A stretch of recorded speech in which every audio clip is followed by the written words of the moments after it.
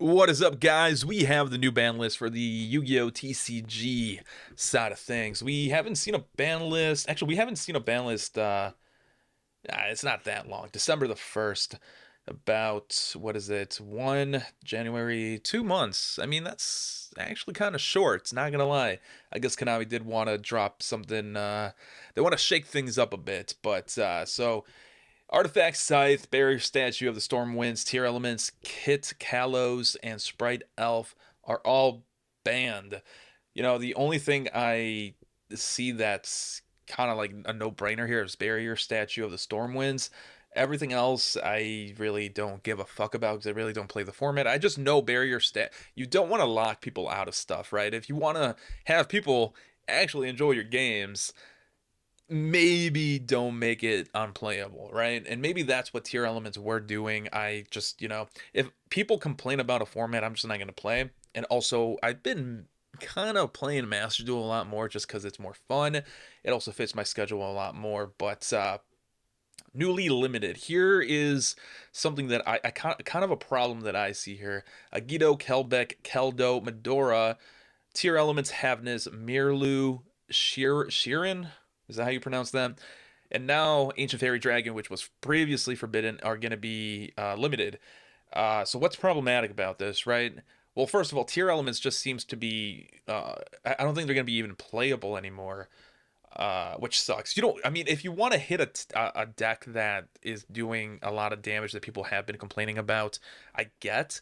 But if you're going to make it unplayable, you might want to reevaluate how you release cards then, Konami, because you don't. I mean, why are you going to release an archetype? Make it broken, have people, I mean, we've seen it in the OCG as well. It's not a surprise that Tearlaments was good because we saw it in the OCG. So Konami could have just preemptively nerfed the deck, but now they're kind of putting it to the ground, making it unplayable, which sucks. Like, if you actually like Tearlaments, playing Tearlaments, you're not gonna be happy about this. The other thing too is all the Ishizu stuff is getting limited, and that's because it's associated with the Tearlaments stuff. But now, if you want to play an Ishizu deck, you're shit out of luck as well. And I think they limited more Ishizu stuff than the Tearlaments stuff. Now, they did ban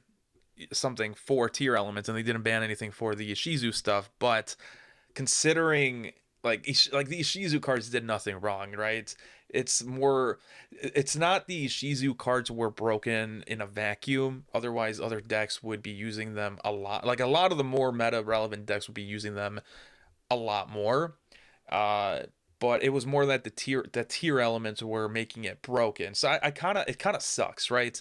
Because the people that do want to play Ishizu, can they play the Ishizu deck now with a very limited pool of cards? I don't know. And to be honest, that just sucks. I feel for the people. I really don't care about the Tearlaments players, too much, but the Shizu players, I kind of have a soft spot for, because we haven't seen a lot of Earth monsters or Fairy monsters that have actually been good in a while. It's, again, dark. I mean, you see the Tearlaments stuff; they're all dark attributes.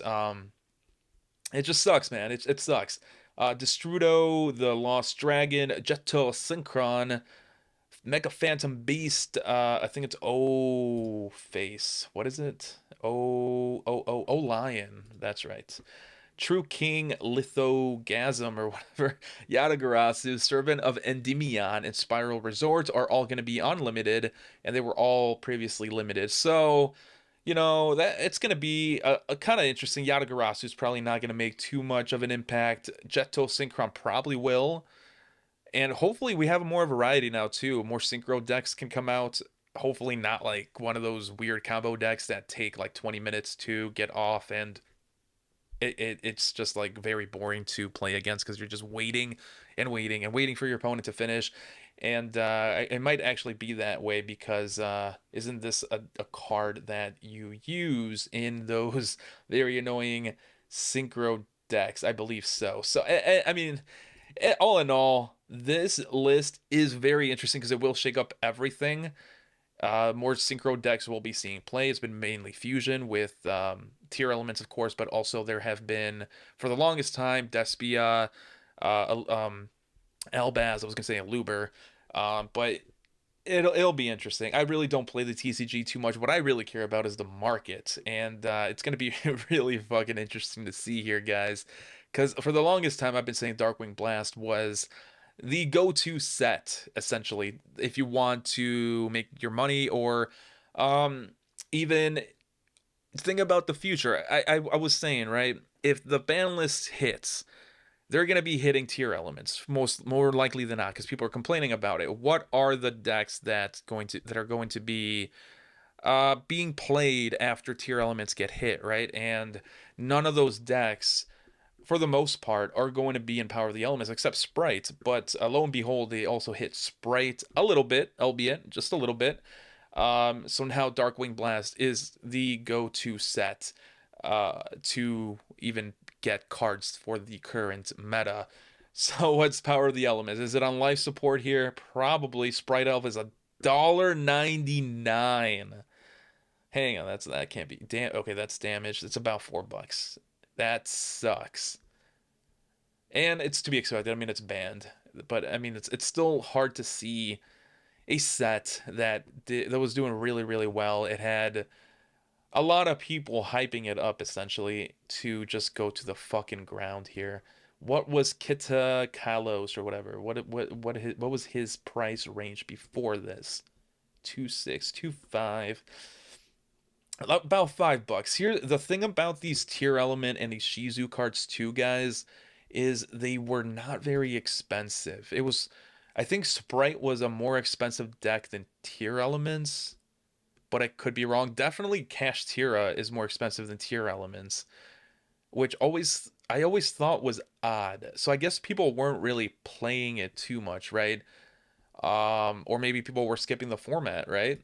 Anyways, so Ishizu stuff. That means Magnificent Mavens, guys, is also going to be on life support here because, like I said, the Ishizu stuff fell hard after like the pre-sales basically for the Ishizu cards.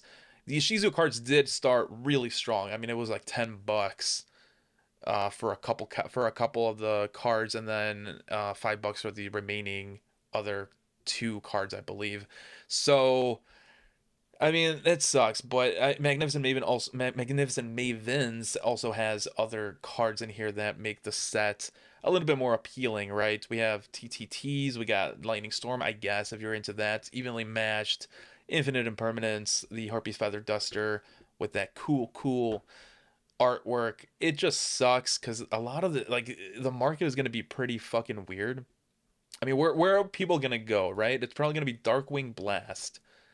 Darkwing Blast is probably going to be one of the more expensive sets until we get reprints in the tins. It was already $90 for a while. Other than that, I mean, Lubion, Kashtira, this went up actually a little bit if I'm not wrong. Let's see. I thought it was like low 60s, but maybe I was wrong here. So that's basically the video, guys. I think the move is going to be to play some Kashtira, some Lubion, some Lube, or some Spestiel. Sorry, not Lubion. Although, I mean, god damn, $73 for Lubion. Fucking A. It's going to be an interesting format. It's definitely going to be an interesting format, but the market is going to be pretty chaotic, and I'm kind of all for it. That's the video, guys. Make sure you leave a like, comment, and subscribe, and I'll catch you guys in the next one.